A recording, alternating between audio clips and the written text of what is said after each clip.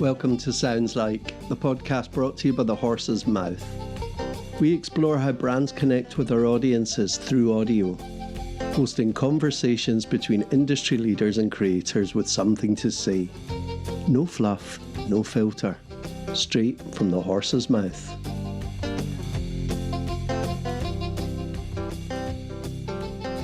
I'm Mike Benson, and this is the first episode in our series, the music business episode, How to Build Community and Culture in the Music Industry. Today, I am delighted to have a conversation with two heavyweights in the music industry and old friends, Maurice Bernstein and Jules Brookes. Maurice is CEO and co-founder of Giant Step in New York, which began as an underground club, morphed into a legendary record label, and is now an award-winning marketing and strategy agency that creates concepts and experiences for brands such as Samsung, Absolut, Levi's, Intel, and Marriott around music and culture. He's calling in today from New York. Welcome, Maurice. Hello. Hi. And also with us today to join in the conversation is Jules Brookes, working out of London as the managing director of Point Blank Music School. He says, AKA head provider, AKA vice chancellor. That's right. That's right. Big me up. Big me up good and proper. Absolutely. Point Blank Music School occupies a space where the professional music scene meets the higher education sector to bring forth the next generation of talent, introduces students from diverse backgrounds to careers in the music industry, and qualifies them up to degree level. And I'd also have to add that in a previous successful career, Jules was co-founding member of and lead singer. Would we say lead singer? On some of it, yeah, I was lead on some. Co-lead singer. Co-lead singer of successful band Raw Stylus. Suffice to say, both of these outstanding gentlemen have successfully nurtured community and used the universal language of music to connect with their audiences through entertainment, through education and communication for many years. Guys, thanks so much for joining today for this cozy little transatlantic chit-chat. It's a pleasure. You've both worked in the world of music. You've connected with audiences and, dare I say, over 3 decades. What are your experiences of nurturing and growing communities through the work that you do? Maurice, should we start with you? I think it's important to always have your North Star. And your North Star will then be the thing that's going to attract other people. So in order to really nurture and build a community, you have to have something to build upon that people can connect to. So I think that is the most important foundation first, and then everything else will then come from that, because you have to have something that's going to attract people and make it different to other communities. Sure. With Giant Step, what has that North Star been? Has it been one thing, or has it shifted throughout time? Well, it's interesting because, I mean, we're celebrating our 30th anniversary this year. And obviously the company has evolved and changed, as you mentioned in the introduction. But a lot of this stuff has also remained, the philosophy has remained the same. That being championing great music and culture, trying to, work outside of the norms and the box, plow a unique and different path, and bring together a lot of different genres and types of, people and sounds. So we've continued to do that. It's just really about creating that unique voice and staying with it in whatever you do. Some of the artists that you've marketed, like Daft Punk and Massive Attack, Amy Winehouse, Lady Gaga, these are huge brands and bands in themselves, and I imagine they come along with their own communities too. But when you're introducing them to your community, this is a whole new sound, right? Well, no. When I started working with those artists, they pretty much had no community. So we were involved with helping to launch these artists, especially in the United States. So we had to find those kindred spirits in order to connect the dots and then help grow a foundation base and take it to the next level from there.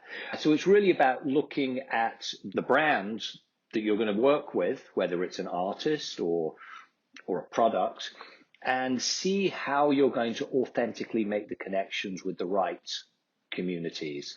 We were lucky in the fact that we built our own unique community in Giant Step through our club and then through our record label, and we were able to tap into that. But you also need to go broader as well. Sure. And Jules, in your experience of growing community, either through fans with your band or growing, the community for Point Blank as an independent school, what have your experiences been? What have your successes been? How have you found these things coming about? I think if you go back to around 2006-07, I would say that was the period where we started to take the social media a bit more seriously. We had a rival at the time. We're a music production and DJ school, and we had a rival at the time who was set up on a foundation of social media marketing. So they put a lot of stock in that, recognised the value of gaining an audience right from the get-go. And we had started as a kind of recording school, and having a competition always engenders a better quality. So, it kind of got we thought we're as good as these guys, but where's our audience? So we started looking at the various platforms that were available then. So you got YouTube, Facebook with the principal ones, Twitter coming up after it.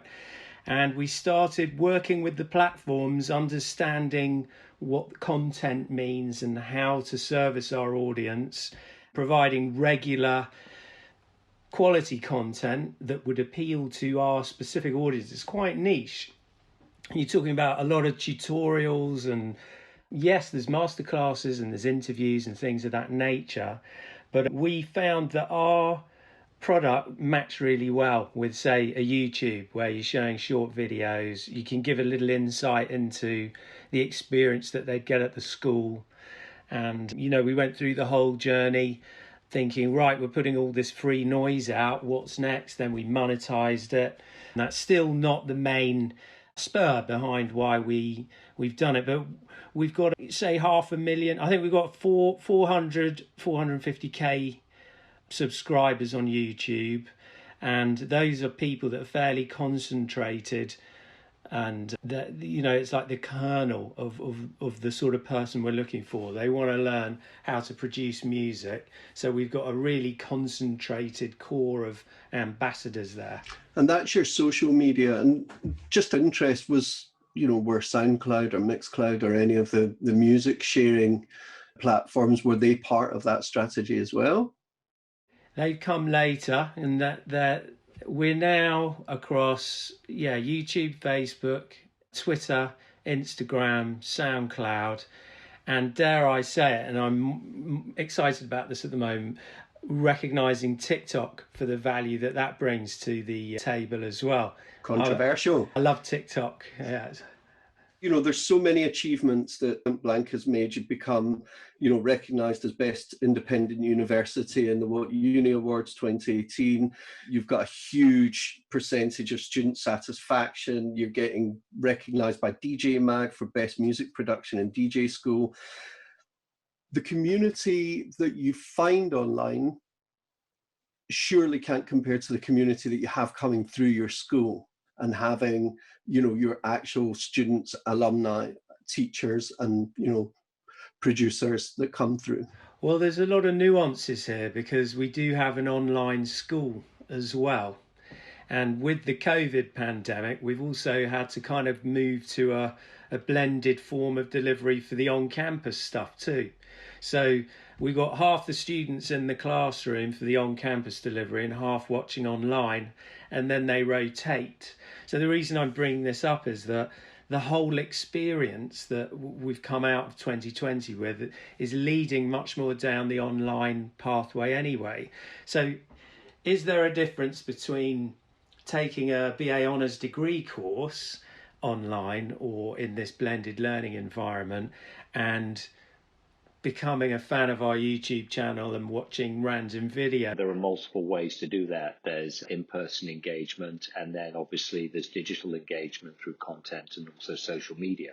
So it's really about creating sticky and viral, compelling, authentic communications that bring people together. These two words, authentic communications, seems to be so important now in today's, particularly in today's online isolated setup that we have in 2020. Finding, honesty, empathy, and authenticity have become more important than ever as we're not able to see each other face to face. How do you generate that? To be honest with you, we're not really doing anything any different to what we've always been doing. We've never really followed the zeitgeist, and I have a very, very low BS tolerance. So we're just kind of being the same as we always were. I just think other companies or brands need now coming to that same conclusion because they realize people want honesty. They want you to tell it as it is because, it's hard to polish, as I say, the turd these days. Maurice, do you find that you have different approaches you work with a lot of different brands on different campaigns? Do you change your approach for different products and audiences? Yeah, I mean, if it's a global campaign, then you see that various social medias work better in different regions, obviously. It really depends on what the brand is trying to achieve, and then you build your campaign around that. So it's really different. But again, we approach it with the same lens where it has to be authentic, it has to be compelling and unique, because there's nobody needs any more social media content out there. There's already enough. It's like nobody really needs more music. There's more than enough music. You just got to go. I beg to differ. No, unless it's good, unless it's compelling. We need more good music. That's what we need. Yeah. That's what I'm saying. But we don't need more just like mediocre content. We don't need in whatever format that is. So I think what you're saying about the authenticity of the content translates for us to who we're using, because we're in the unique position of nurturing the same campaign over quite a long time, longer than I care to remember. So we're moving with the current trends in music, but the way we're putting them out there is the same. We're doing competitions, we're offering stems for remix, getting people involved, getting them created, that sticky thing that you were talking about. For us, there's certain things that work best. They prefer a tutorial that's on an up-to-date piece of software, obviously, to what was happening last year. So that's our currency. That's how we keep ahead of the game. We've got relationships with the manufacturers, so we get the the new products and software versions before the general populace, so we can do videos about them. And what we're doing by showing that is that we're showing that we've got authenticity in the school, that we do know what's happening, that we're not like a traditional university walking around with corduroy jackets with leather arm patches and whatever else, whatever it was that we went through in our university experience. Sure. And the other thing it sounds like, which is massive for you guys, is when you engage with people, you're not just communicating at them, they get to interact with whatever it is you're offering them. So the more somebody does something, the more engaged they become with your brand, and then they can find new ways to connect and gain something from it and have a sense of achievement. Yeah, you're absolutely right, because when we're doing campaigns, like we'll sit there and you'll look at buying media within your digital campaign, and the brand say, well, how many engagements are we going to get? It's not about how many engagements, how many impressions you get, how many people you reach. It's about the actual engagement, people interacting, genuinely interacting, people posting comments, talking about it, sharing. These are the benchmarks that we look for, not impressions, because that's BS. Anybody can fudge that these days. So how does Giant Step manage in the year 2020, having so much such a foothold in producing live events. Obviously, that's been either curtailed or certainly reduced a huge amount. What are some of the things that Giant Step's up to at the moment while there lack of live events? As you said, we started off putting on concerts and doing clubs, but we've evolved and changed into a marketing agency. So strategy is a big part of what we do, and the live events became a lot less, but in saying that, for example, we just did a virtual premiere for Bloomhouse and Amazon Prime, and there was a live component in that, the virtual live component, and we had talent do stuff, virtually. So it worked out quite well. But, as far as where we're going as an agency, it's really about how music and culture can work in telling your brand story authentically to your existing consumer base or to attract a bigger consumer base. So as far as what we're up to at the moment as a brand, so timing was quite interesting because we're celebrating our 30th anniversary, and I've never really taken the time to look back at 30 years of Giant Step. I've always had the philosophy of we're all about what is next, not what we did. But with the fact that, we had a pause with COVID, I actually took the time to look at our history, and I've spent time digitizing it. We're about to launch a website. Well, we're relaunching our Giant Step website, which shows who we are as a company today. But we've also digitized a lot of old DJ sets from 20, 30 years ago. Every flyer, so every show we've ever done has now been, so that's been good. And also, and I actually, for the first time, put a discography together of our record label. I'd actually forgotten how many records we've put out. So that was interesting. But also, the other thing we're doing as an agency is really looking at unique ways of music helping to tell that brand story. So we've come up with some very, very interesting ways to do that we're talking to brands about. So it's exciting times. Sure. And you guys have also, you've been doing some exciting interviews on IGTV. I've seen a couple of them. So that was really just for me to get used to doing IG live, because I'd never done it before, because with our 30th anniversary, I'm going to be doing a few of those, and I just didn't want it to be, I wanted to at least get that under my belt. And we also launched a podcast as well called Disinfect, and that's where we go into an in-depth analysis of some of the worst songs ever recorded.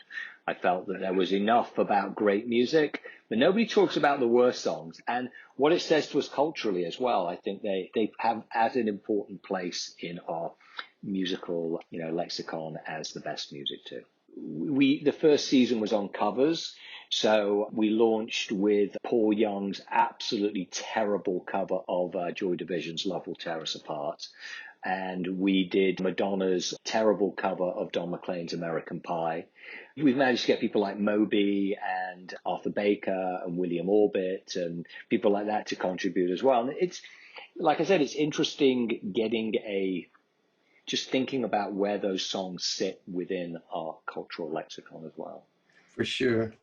Jules, on your side, like keeping the culture and connection going through this weird COVID period, much as we're hearing about Maurice and innovating your way through a crazy time, you guys have ignited and reinvigorated so many careers in the industry.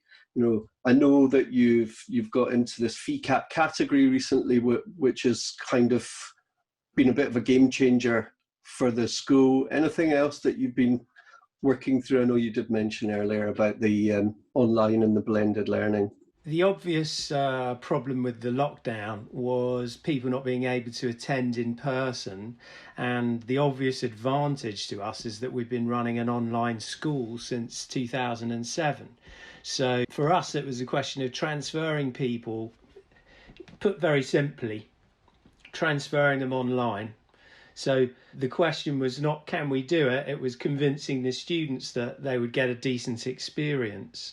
So I think some of the innovations that we've had to make have been to ensure that we give them as much fun and as much of a great student experience online or virtually as if lockdown hadn't happened. I mean, nobody wanted lockdown. So you don't want to have that take a toll on the students more than it has to.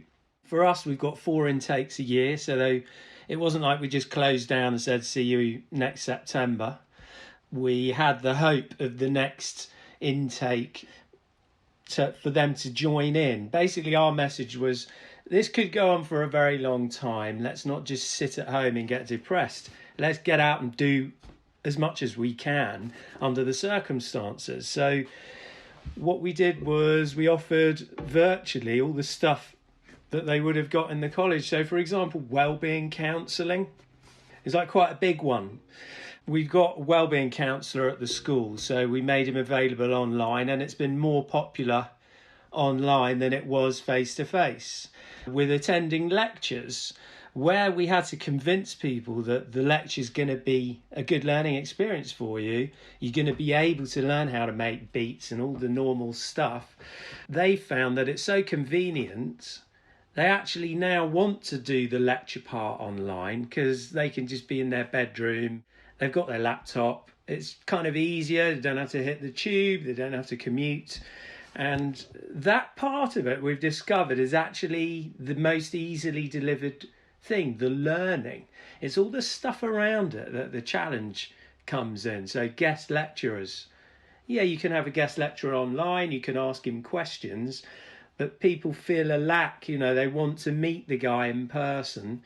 So that's an obstacle we're trying to get over. So you can use the various social media platforms to try and get more of a two-way engagement going. Yeah, interviews with, big name artists, things like that. It would all be better if they were able to come in, but we hit a wider audience with having it all online. It's a bit of one and half a dozen of the other. It's not so bad. We've learned loads of stuff. We've made our systems a lot better. Lots of the students are opting for the virtual version of the lectures. And the next thing we're working on is when you were a student, guys, what were you? Why were you a student? What were you most into? Having long holidays. What about you, Mike? Yeah, meeting people, learning new stuff, hanging out, discovering yourself, and having a bit of a riot. It's a very independent time, as 18 to 21 or whatever. It's that bit where you start becoming who you are. You certainly didn't go to uni to sit in your bedroom learning, did you? And, not the whole time, no. Virtual reality Yes. that we're facing. So what they're missing is that networking, and we're redacting a lot of obvious things that you enjoyed about going to university for in your social life. I mean, yeah, that's kind of the main driver. You want to grow as a person. You've left school. You want to learn stuff, but you want to have fun. So those are the challenges moving forward, however long it lasts.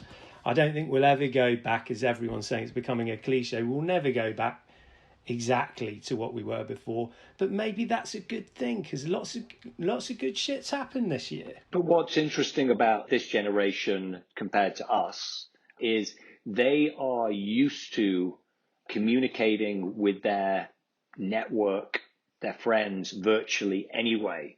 I mean, the amount of times I've seen my kids in the same room as their friends and communicating with them through social media. So it's affected, obviously this has affected people in a lot of ways, but I think at least this generation have the tools and the experience to virtually stay in contact with their friends without actually feeling isolated. I think the human connection is the part you were talking about, Jules, and to a certain extent, the human connection that our generation might expect to be in person. I think a younger generation right now is more prepared to be doing that virtually and online anyway. Yes. My generation, in my day. Exactly, in my day. We only had a telephone. We had to ring them up, and that was that. I'm Mike Benson, and today I'm excited and delighted to have a conversation with two heavyweights of the music industry and old friends, Maurice Bernstein and Jules Brookes.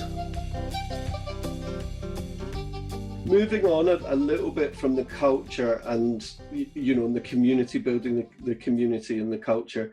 Maurice, maybe you can talk a bit about, some of these inspirational influences, the storytellers and, the great inspiring influences in your life.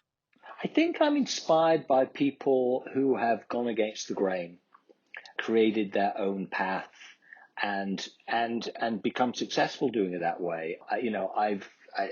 For my benefit and my and disadvantage sometimes, I've always tried to plow my own path. So, for me, it's somebody like Miles Davis who created his own voice and multiple times reinvented his music career and led each time he did that. So that's something that I really admire, not resting on your laurels.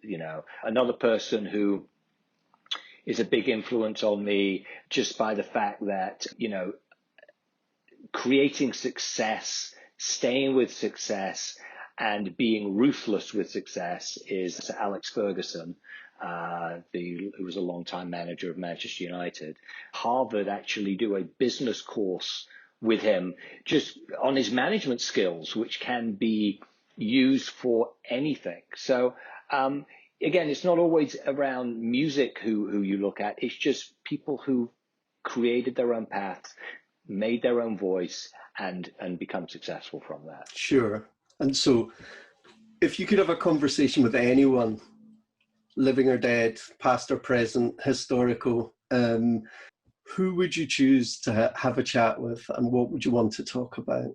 I would very much enjoy meeting Yuval Noah Harari, the eminent author who wrote 'Sapiens.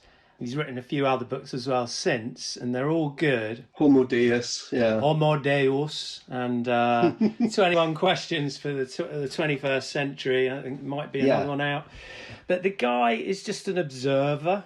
What I love about him is his dispassionate observation. It's scientific in its kind of alienation. It's like he's a guy sitting on the moon, observing us, observing the planet, observing our animal species, which is what we are. Maurice, can I put you on the spot? I would take advantage of meeting someone who's dead. Obviously, there's thousands of people I'd like to talk to who are dead. But I think if I was to pick one, it'd probably be Leonardo da Vinci, and really just sit down and try and get into the mind of somebody like that, because obviously the guy was an absolute genius. And, from art to science to invention to everything. I mean, so just trying to pick that guy's brain for however long you'd let me talk to him would just be just so unique and valuable. With a good translator. Oh, no, well, I would be able to speak. He would speak English perfectly because he's a genius, so I wouldn't need the translator. Okay, if you're going dead, I have to throw some in. I want to meet Moses. I want to meet Jesus. I want to meet Oliver Cromwell. What would you chat with Cromwell about? I would just, because I studied that at A level, I'd love to know what was going on during the interregnum. Get it from the horse's mouth. Exactly, that's what you need to hear from the horse's mouth. We obviously believe in the power of audio to connect the brands with their fans. And are you guys listening to any podcasts you guys are listening to at the moment that you find that are really connecting with you? Apart from the Disinfect podcast, of course.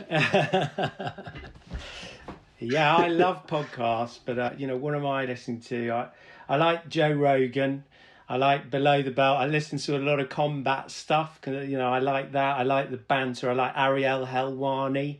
I listen to him, the famous Jewish MMA journalist. And I do dip into Sam Harris. I find that the guests are quite, diverse and interesting. He's a kind of wellness meditation guy, right? Yeah, and he's a bit... philosopher.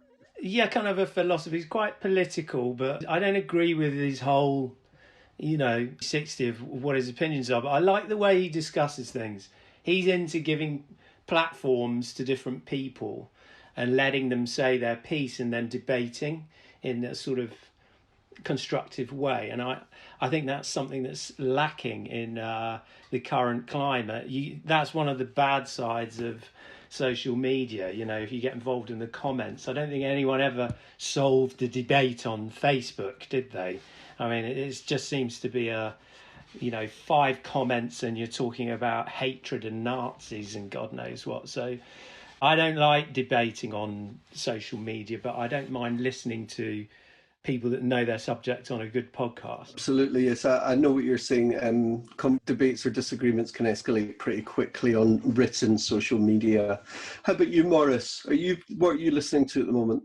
I like Maron. I like his podcast. I find that very, very amusing. A big influence for my Disinfect podcast was the series Dissect. I listen to a lot of music podcasts. I'm a music history junkie, and I love hearing from the horse's mouth. So there's Bob Lefsetz, who's an American music journalist. He has a lot of great guests. I like Here's the Thing, which is Alec Baldwin's podcast, where he has a lot of great guests. The New Yorker Radio Hour, which has, like a lot of sort of great arts from music to literature. There's an amazing podcast series, and for some reason the name is just slipping out, but it's all about the 9/11, the build up to 9/11, an in-depth look at that and how that happened. That's incredible. For some reason, like I said, I'm forgetting the name of it. That's a pretty good list. You ought to get yourself a nice dog to walk. Guys, 60 seconds to plug your latest projects, and if not, anything else that tickles your fancy to tell us about that we should be paying attention to right now. As I was saying earlier, we're doing some very exciting things around how music tells a story for a brand. So we're very excited about that. Obviously, our 30th anniversary launch is exciting because for the first time we digitized not everything, because it's just too much to do that, but a good part of our story. And then where will we find that? Is that going to be on the Net? Giantstep.net. Yeah. And when's that launching? In the next few weeks. So superb. Yeah. Okay, towards the end of 2020. And brilliant. Then really it's about positioning yourself for the new normal. And I find that quite exciting in the fact that with age comes some sort of experience. And we've lived through multiple crises. We've lived through recessions. We've lived, through wars. And we always actually do bounce back. So exciting times, disruption. I'm always been a big believer in disruption. So I'm excited about what the future holds. I do think a couple of things need to change, and hopefully on November the 3rd in the United States, we will make one major change. We all have our fingers crossed for that across the ocean. So how about you, Jules? Give us a little plug of your projects that are happening right now. Based mainly around, Point Blank. If you want to be a student at Point Blank, you can access 100% of your fees through student finance. So that makes it possible for a much wider and more diverse audience to be able to take our courses. Basically, anyone can, as long as they meet the entry requirements, and that's a new occurrence. So that's very exciting. It's called widening participation, if you want the proper term. Within Point Blank, we've set up a record label recently, and we released track Dreams about 3 months ago, which is a cover of Fleetwood Mac done in a sort of housey now style, and it's over 300,000 streams at this point, which is pretty good. And also it's coincided with a TikTok trend for the original of Dreams. A guy called Dogface films himself skateboarding down the freeway, drinking cranberry juice, singing Dreams. So of course there's a connection there. We jumped on that trend, and we're getting more life with that.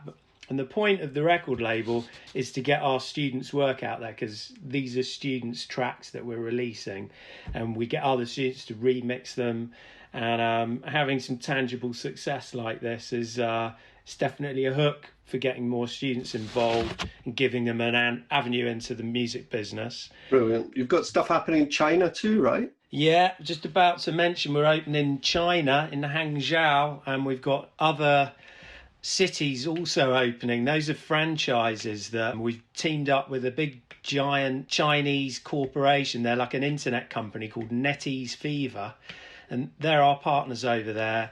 And they've opened this incredible school in a place called Hangzhou, which is just outside of Shanghai.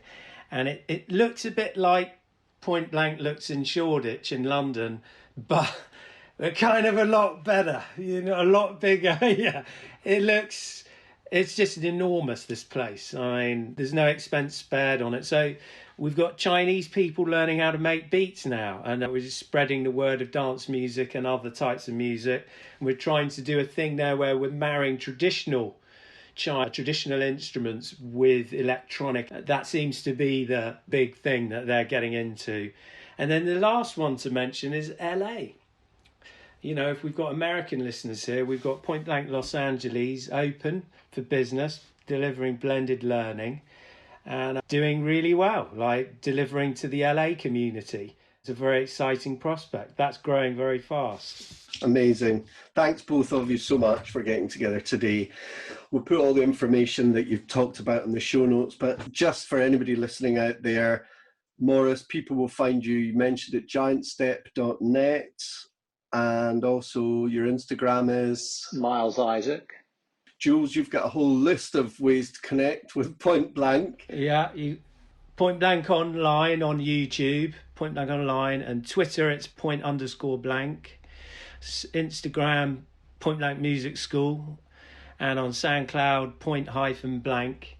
And I'm not quite ready with the TikTok yet, but that's coming soon. Oh, we're very excited to see what happens next. Guys, thank you so much again for joining us today. Thanks also to our production team, Jez and Alex, Jez Gooden and Alex Kenning. Thank you so much for joining us today. It's been brilliant. And that is it. Thank you very much. Thank you for having us. Hope everyone stays safe. Yeah, you too. Keep well. Sounds Like is a podcast brought to you by The Horse's Mouth. Sound-loving, brand-building, conversation-starting audio evangelists on a mission to help brands build deeper relationships with the people who matter most, their teams, fans, and customers. Thanks to our amazing audio producer, Alex Kenning, tech and everything in between, Jez Gooden. The show's theme music was written and produced by the magnificent Will Flisk. Advisors to The Horse's Mouth on all things marketing and content, Elliot Hull and Steve Keeney. And I'm Mike Benson. Thanks for listening. Find us at thehorsesmouth.co or wherever you listen to podcasts. The world's listening. Start the conversation.